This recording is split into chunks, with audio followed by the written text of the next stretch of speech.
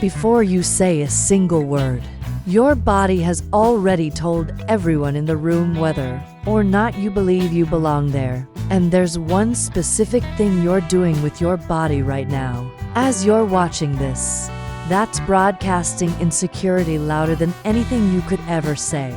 The people who size you up the fastest, the ones who decide in seconds whether to respect you or dismiss you, they're not listening to your words first. They're watching your body. And what your body is saying is, I'm not sure I deserve to be here.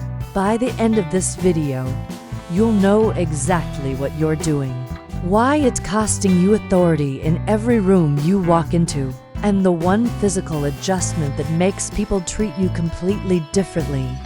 Let's start with what this mistake actually looks like. The mistake is this: you're making yourself smaller, physically smaller, and you're doing it unconsciously, multiple times a day, in ways you don't even register. It shows up as crossed arms, hunched shoulders, legs crossed tightly under a table, hands clasped in your lap or fidgeting with your phone, leaning back when someone challenges you, taking up as little space as possible in a chair. Here's what you need to understand. Space equals status. Always has. Always will. The amount of physical space you claim directly correlates to how much social power people assign to you. When you make yourself smaller, you're sending a clear message. I don't want to impose. I'm not that important. You can overlook me. And people do exactly that. They overlook you. Now, you might be thinking, but I'm just being polite. I'm not taking up too much room.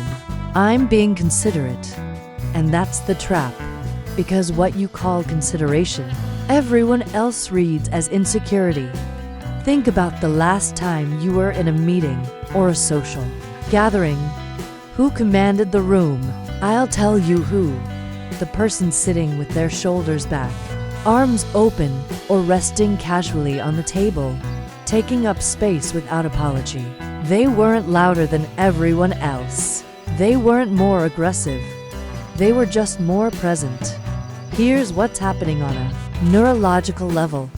Humans are visual creatures. We process body language faster than verbal language. A 2018 study from Princeton found that we form impressions of competence and trustworthiness within 100 milliseconds of seeing someone. 1/10 of a second. Your posture, the space you occupy, the way you hold your body, all of this is being calculated by everyone around you before you've finished saying hello. And there's something specific happening with women over 45. You've spent decades being told to be accommodating, to not take up too much space, to make room for others. It's so ingrained that you don't even notice when you're doing it. You walk into a room and immediately scan for where you'll be least intrusive. You sit down and cross your legs. Fold your arms. Make yourself compact. You lean away from the table instead of toward it. Every one of these micro movements is a retreat. And here's the cruel irony. The more competent you actually are, the more you've been conditioned to downplay it physically. Because you were taught that confidence in women looks like arrogance. So you learn to make your body apologize for your presence. Social psychologist Amy Cuddy's research on power posing found that open, expansive postures actually increase testosterone and decrease cortisol. That means when you take up space, you don't just look more confident, you become more confident. Your body is changing your brain chemistry. But the opposite is also true. When you collapse your body, when you make yourself small, you're triggering your own stress response. You're telling your nervous system that you're in a threatening situation, and then you wonder why you feel anxious in social settings. Your body and your status are in a feedback loop. Insecure posture creates insecure feelings, which creates more insecure posture. and everyone watching clocks this within seconds. Let me tell you about a woman I worked with. We'll call her Jennifer. She's 51, runs her own consulting business, incredibly sharp. She came to me because she kept losing clients to younger, less experienced competitors. She couldn't figure out why. So I watched her in a client meeting, and within the first 30 seconds, I saw it. She walked in, immediately moved to the chair farthest from the head of the table, sat down, crossed her legs, folded her hands in her lap, and leaned back slightly. She made herself as unobtrusive as possible. Meanwhile, her 28-year-old competitor walked in, sat at the center of the table, placed both feet flat on the ground, put her notebook in front of her with her arms resting openly on the table. She took up space. Jennifer had 20 more years of experience, but her body language said, "I'm grateful to be here." The competitor's body language said, "I belong here." Guess who got the contract? Scenario 1. Professional settings. Every time you cross your arms in a meeting, you're creating a physical barrier. You think you're just comfortable, but what everyone else sees is defense. You're literally putting a wall between yourself and the conversation. Every time you hunch your shoulders forward, you're compressing your chest, which makes your voice thinner and less authoritative. People don't consciously notice this, but they feel it. You sound less certain because your body is restricting your breath. Scenario 2. Social situations. You're at a dinner party. You sit down and immediately cross your legs. Angle your body slightly away from the table. You're trying not to crowd anyone. But what you've done is remove yourself from the social equation. Meanwhile, the woman across from you sits with both feet on the ground, leans slightly forward, arms resting openly. She's not doing anything aggressive. She's just present. And watch what happens. People direct questions to her. They make eye contact with her. She becomes the center of conversation without saying a word. Scenario 3. Conflict or confrontation. Someone challenges you. Could be a family member, a colleague, anyone, and your body does something automatic. You lean back. You cross your arms. You make yourself smaller. You think you're staying calm. What you're actually doing is retreating. And the person challenging you sees that retreat and pushes harder, because your body just told them they can. Let me tell you what happened with Jennifer after we worked on this. She started doing something radical.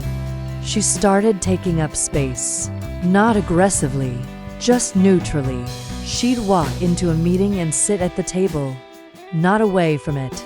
She'd keep her arms open, resting on the table or on the armrests. She'd plant both feet on the ground. She'd lean slightly forward when listening instead of back. Within 2 months, she told me something fascinating. She said, "People are treating me like I have authority I didn't have before. But I'm the same person. I have the same knowledge. The only thing that changed is I stopped apologizing with my body." Her client retention went up 40%, not because she got better at her job. She was already excellent, but because she finally started looking like she knew it. So what do you do instead? I'm going to give you 3 physical adjustments that change everything. Adjustment 1. The foundation. Plant both feet flat on the ground. I don't care if you're sitting or standing. Stop crossing your legs. Stop wrapping one ankle around the other. Stop making your lower body disappear. Here's why this matters. When your feet are grounded, your entire posture changes. You can't hunch forward as easily. Your spine naturally straightens. And psychologically, you feel more stable. Try it right now. If you're sitting with your legs crossed, uncross them. Put both feet flat. Notice how your body shifts. That shift is power. Adjustment 2. open your chest. Stop collapsing forward. Roll your shoulders back and down. Not in an exaggerated military posture, just natural and open. When your chest is open, things happen. Your breathing deepens, which calms your nervous system, and you take up more frontal space, which signals confidence. Here's a simple test. If you're sitting at a table and you look down and can't see the table in front of you because your arms or shoulders are in the way, you're collapsed. Open up. Adjustment 3. Claim your armrests. This one is specific but powerful. When you sit in a chair with armrests, use them. Rest your arms openly on them. Don't clutch your hands in your lap. Don't cross your arms. This does something subtle but crucial. It expands your width. You're taking up horizontal space, and horizontal space is associated with dominance and confidence. I watched this play out with another client. We'll call her Rebecca. She's 47, works in education, constantly felt talked over in faculty meetings. I told her to do one thing: sit at the table, not pulled back from it, and rest her forearms on the table in front of her, not elbows, forearms, open, relaxed, present. She emailed me after the first meeting. She said, 3 different people asked for my opinion. That never happens. I didn't say anything different. I just sat differently. That's the power of this. You don't have to become a different person. You just have to stop hiding the person you already are. When you stop making yourself physically small, something shifts in how people perceive you. They start treating you like someone who matters. Not because you demanded it, but because your body stopped contradicting it. You'll notice people interrupt you less. They'll make more eye contact with you. They'll ask for your opinion more often. They'll take your statements more seriously. And the wild part, you didn't become more competent. You were always competent. You just stopped broadcasting the opposite message with your body. I want to tell you one more story. A woman named Helen, 53, spent most of her adult life making herself small, literally hunched over, arms crossed, always positioned on the edges of rooms. She started working on this after her divorce. She told me, I realized I'd spent 30 years physically shrinking, and I didn't even know why. I just thought that's how you're supposed to be as a woman. Small, unobtrusive. She started practicing open body language. Feet planted, shoulders back, arms uncrossed. And she said the shift was immediate and uncomfortable, but 6 months later, she called me. She said, I got promoted. And when they told me, they said I've been showing real leadership presence lately. I haven't done anything different at work. I just stopped collapsing my body. That's the power of this. Your body is either confirming your competence or contradicting it. There's no neutral. Here's your assignment for this week. Pay attention to your body. Notice when you make yourself smaller, when you cross your arms, when you hunch forward, when you pull your feet back under your chair, and then make the adjustment. Feet down, shoulders back, arms open. See what happens. You're going to feel exposed. That's normal. That's not a sign you're doing it wrong. That's a sign you're doing something different.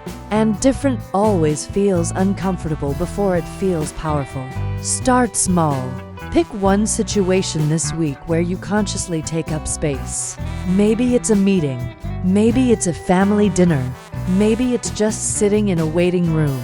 Plant your feet, open your posture, and notice how it changes not just how others see you, but how you feel. Your body language is a language, and right now, it's saying things you don't mean. Time to change the script. Drop a comment. What body language habit do you catch yourself doing most? And if you want to know the one sentence that shuts down someone who challenges your new confident presence, subscribe.